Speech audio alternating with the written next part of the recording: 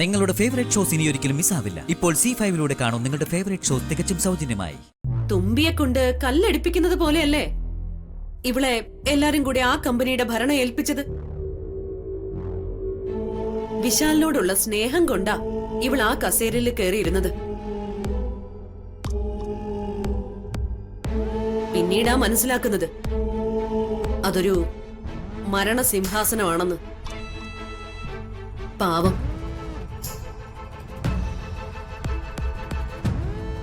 സഹിച്ച് ഇന്നലെ രാത്രി തീരെ സഹികെട്ട് എന്നോട് കരഞ്ഞു പറയാ, അമ്മേ ഇനി എനിക്ക് ചെയർപേഴ്സന്റെ സ്ഥാനം വഹിക്കാൻ പറ്റില്ല.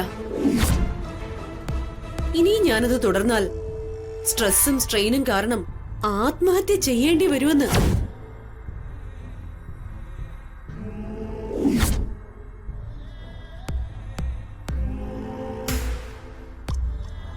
അതും പറഞ്ഞ്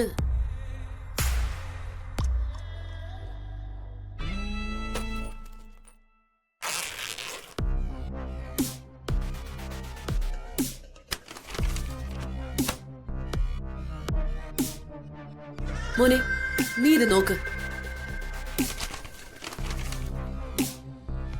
പാർവതി രാജിവെച്ചെന്നേ ആന്റി പറഞ്ഞുള്ളൂ. രാജിക്കത്തൊന്നും ഞാൻ കണ്ടില്ല. വായിച്ചു നോക്കട്ടെ.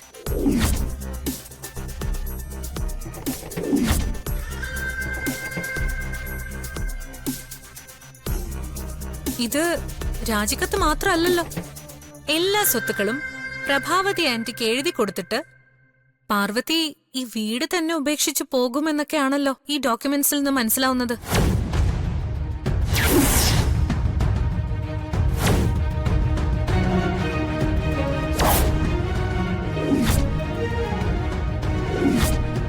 പാർവതി, നീ എന്താ ഈ കാണിച്ചത്?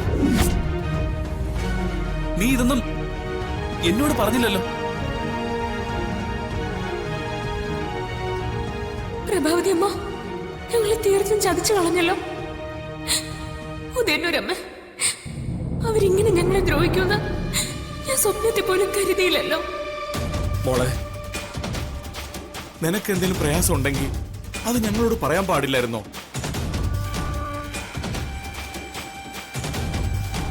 പാർവതി, നീ കാണിച്ചത് മണ്ടത്തരോ. പാർവതിക്ക് നിങ്ങളുടെ ജീവിതത്തെ കുറിച്ചോ വിശാലേട്ടനെ കുറിച്ചോ ഒന്ന് ചിന്തിക്കാൻ പാടില്ലായിരുന്നോ? വീണ്ടും വിചാരമില്ലാത്ത പ്രവൃത്തിയായി പോയത്. ആ, അതെല്ലാം ഇതിൽ എഴുതിയിട്ടുണ്ട്. എന്താണ് എഴുതിയിരിക്കുന്നത്? വായിക്കേ. ജോലി ഭാരം താങ്ങാനാവാതെ ചെയർപേഴ്സൺ സ്ഥാനം രാജിവെക്കുന്നു.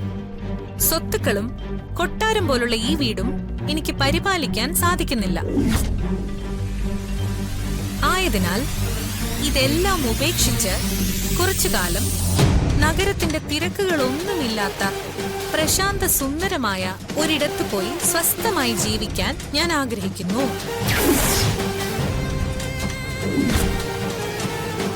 ഇതാണ് രത്നചുരുക്കം. ഡൗൺലോഡ് ചെയ്യൂ C5 ആപ്പ്. കാണൂ എല്ലാ എപ്പിസോഡുകളും സൗജന്യമായി.